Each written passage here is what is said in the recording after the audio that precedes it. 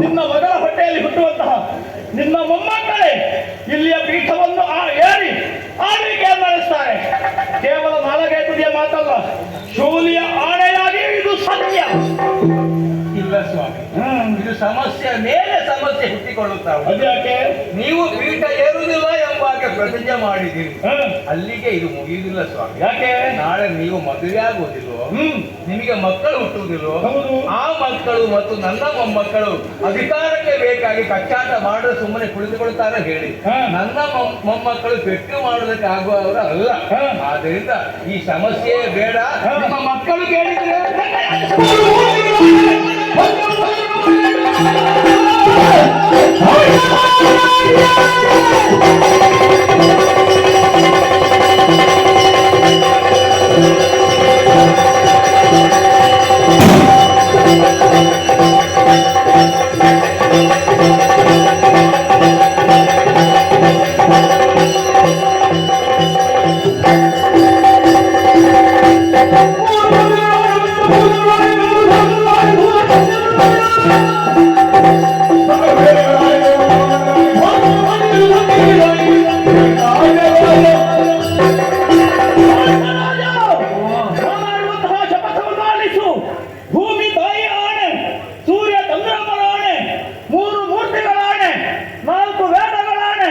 ಪಂಚಭೂತಗಳಾಣೆ, ಮೇರು ಸಾಗರದಾಣೆ, ಗೋ ಬ್ರಾಹ್ಮಣರಾಣೆ, ಹೆಚ್ಚೇನು ನನ್ನ ಹೆತ್ತವೆಯಾದಂತಹ ಗಂಗಾ ಭವಾನಿಯ ಆಣೆಯಾಗಿ ಹೇಳ್ತಾ ಇದ್ದೇನೆ.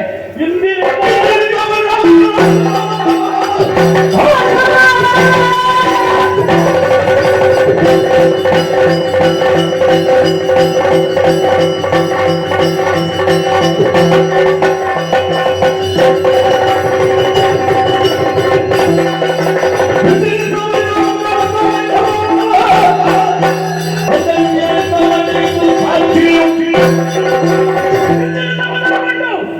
ಪ್ರಪಂಚದ ಯಾವ ಹೆಣ್ಣು ಮಗಳನ್ನು ನಾ ಕಣ್ಣೆತ್ತಿ ನೋಡಲಾರೆ.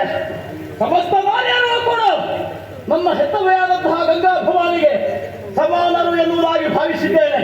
ಹಾಗಾಗಿ ಇನ್ನು ಮುಂದಕ್ಕೆ ಈ ದೇವವ್ರತನಿಗೆ ಆಜೀವ ಬ್ರಹ್ಮಚರ್ಯ, ಆಜೀವ ಬ್ರಹ್ಮಚರ್ಯ. ಅಲ್ಲಿಗೆ ಕೆಳಗೆ ಇಳಿ ಮಹಾರಾಯ, ಅಲ್ಲಿ ನಿಂತ ಬೊಬ್ಬೆ ಆಗ್ತಾರೆ. ನಿನ್ನ ಏನಾಯ್ತಪ್ಪ? ಏನಾಯ್ತು? ಅಲ್ಲಿಂದ ಬೊಬ್ಬೆ ಆಗ್ತಾರೆ. ಮರ ಹತ್ತಿದ ಒಬ್ಬೊಬ್ಬ ಹಾಕಿದ್ದಲ್ಲ, ಅಮರರಾಡಿದಂತಹ ಮಾತು, ಭೀಷಣವಾದಂತಹ ಪ್ರತಿಜ್ಞೆಯನ್ನು ಮಾಡಿದ ನೀನು ಭೀಷ್ಮ ಎನ್ನುವುದಾಗಿ ಇನ್ನಾದರೂ ಕಳುಹಿಸಿಕೊಡುವೆಯಾ?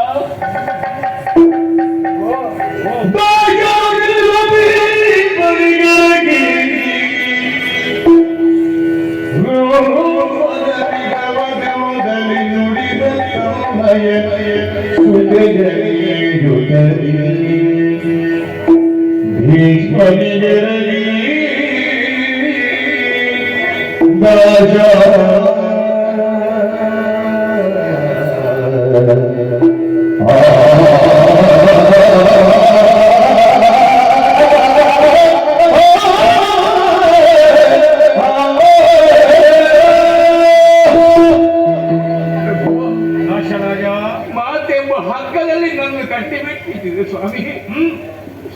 ನಿಮ್ಮಂತಹ ವೀರ ಸುಪುತ್ರನ ಪಡೆದಂತಹ ನಿಮ್ಮ ತಂದೆಯ ಜನ್ಮ ಸಾರ್ಥಕವಾಗಿ ಎಂಬಾಗ ಅಭಿಮಾನಪೂರ್ವಕವಾಗಿ ದಾಸರಾಗಿ ಹೇಳುತ್ತಾ ಇದ್ದೀನಿ ಸ್ವಾಮಿ. ತಂದೆಯಾದಂತಹ ನಾನು ಸ್ವಾರ್ಥಿಯಾಗಿ ಇಂತಹ ಬೇಡಿಕೆಯನ್ನು ಮುಂದಿಟ್ಟಿದ್ದೇನೆ ಎಂಬಾಗ ಖಂಡಿತವಾಗಿಲ್ಲ. ಹತ್ತು ಹಲವು ಮಕ್ಕಳು ನನಗಿಲ್ಲ. ಗಂಡಿಗೆ ಗಂಡಾಗಿ ಹೆಣ್ಣಿಗೆ ಹೆಣ್ಣಾಗಿ ಒಬ್ಬಳೇ ಮಗಳಿರಲ್ಲ. ಅವಳನ್ನಲ್ಲ, ನನ್ನ ಕರುಣನ್ನು ಕಿತ್ತು ನಿಮ್ಮ ಕೈಗೆ ಕೊಡುವುದಕ್ಕೆ ಈ ದಾಸರಾಜಿಯನ್ನು ಮುಂದಾಗಿದ್ದೇನೆ ಸ್ವಾಮಿ. ಸಂತೋಷ. ಆದರೂ ಕೊನೆಯ ಕಾಲಕ್ಕೆ ಕೈ ಮುಗಿದು ನಿಮ್ಮಲ್ಲಿ ಒಂದು ಮಾತನ್ನು ಕೇಳಿಕೊಳ್ತಾ ಇದ್ದೇನೆ ಸ್ವಾಮಿ. ಏನಪ್ಪ? ಇಂದು ನಾಳೆ ಹೊತ್ತು ನನ್ನ ಸ್ಥಿತಿ ಹೇಳುವುದಕ್ಕೆ ಆಗುವುದಿಲ್ಲ. ನನ್ನ ಕೊನೆಯ ಕಾಲದಲ್ಲಿ ನನ್ನನ್ನು ಕಾಣಬೇಕೆಂಬಂತ ಆಸೆ ಮಗಳು ಹುಟ್ಟಿದ್ದೆ ಹೌದು. ಆದ್ರೆ ಮಹಾರಾಣಿಯಾದಂತ ಅವಳನ್ನು ನನ್ನ ಬಾಯಿಗೆ ಒಂದಿಷ್ಟು ನೀರು ಬಿಡುವುದಕ್ಕೆ ಬೇಕಾಗಿ ಕಳಿಸಿಕೊಡಬೇಕು. ಒಬ್ಬ ಬಡವಂತ ತಿರಸ್ಕಾರ ದುಃಖಿಸಬೇಡ. ಖಂಡಿತವಾಗಿಯೂ ನಿನ್ನ ಯೋಗ್ಯತೆ ಏನು ಎನ್ನುವುದನ್ನು ನಾನು ಅರ್ಥ ಮಾಡಿಕೊಂಡಿದ್ದೇನೆ. ಅಂಥ ಅವಸರ ಬರುವಾಗ ನಿನ್ನ ಗೌರವಕ್ಕೆ ಯಾವ ಕುಂದು ಬಾರದ ರೀತಿಯಲ್ಲಿ ನಾವು ನೋಡಿಕೊಳ್ಳುತ್ತೇವೆ.